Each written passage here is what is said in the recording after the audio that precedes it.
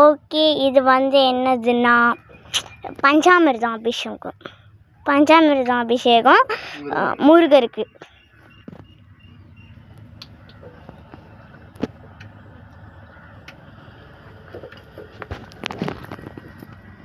வாழைப்பழத்தையும் அது பேர் பலாப்பழத்தையும் போட்டு அதுக்கு மேலே வந்து அது பேர் ஹனி தேன் ஊற்றுனா பஞ்சாமிர்தம் அபிஷேகம்.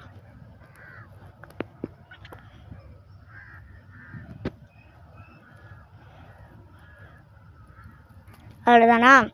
சரி, ஓகே. இவருக்கு வந்து அபிஷேகம் பண்ண சொல்ல நான் எடுக்கிறேன். ஓகே,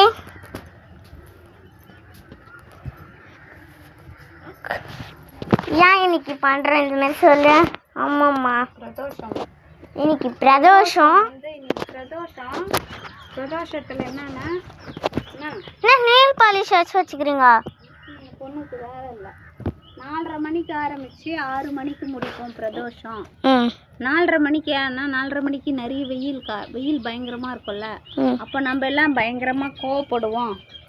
அதுக்கப்புறம் 6 மணி ஆயிடுச்சுன்னா நல்லா சில்லுன்னு ஆகிடும். அப்போ நம்ம என்ன ஆகிடுவோம், குளிர்ச்சி ஆகிடுவோம். அப்போ நம்ம மிருகமாக இருந்தவங்க அப்புறம் என்ன ஆகிடும், நல்லா மனிதராக மாறிடுவோம். வெயில் படும்போது மிருகம் மாதிரி ஆயிடுறோம். நிறைய கோவம் வருது, எல்லாம் வருது. அப்புறம் வெயில் போன பிறகு, சன் போன பிறகு, மூணு வந்த பிறகு நம்ம என்ன ஆயிடுறோம், குளிர்ச்சி ஆயிடுறோம் அப்படின்னு சொல்லணும். அதான் விளக்கம். ஓகே, விளக்கம் வந்து இதுதான் இப்போ சொன்னது தான். சரி, ஓகே. அபிஷேகம் பண்ண சொல்லி எடுக்கிறேன். இந்த கோயிலுக்கு வந்து வந்தீங்கன்னா குழந்தை இல்லாதவங்க வந்தீங்கன்னா குழந்தை வரும். அதுவும் நம்ம வந்து நல்லா படிக்கணும், கல்வி வரணும்னு நினச்சிங்கன்னா இந்த கோயிலுக்கு வரலாம். உங்களுக்கு என்ன தேவைப்படுதோ இந்த கோயிலுக்கு வந்து கும்பிட்டா எல்லாம் போயிடும். சரி, ஓகே. இது வந்து விநாயகர். ஓகேவா? விநாயகர். இது வந்து சிவன். இது வந்து நந்தி, சிவனோட வாகனம் நந்தி. இது வந்து சிவனோட பிள்ளை முருகர்.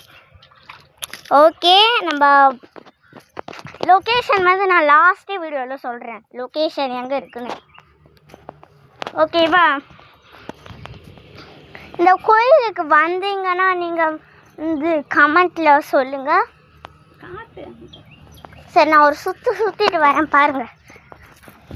கோயிலுக்கு கூட ஒரு சுற்றுறேன். கோயிலுக்கு கூட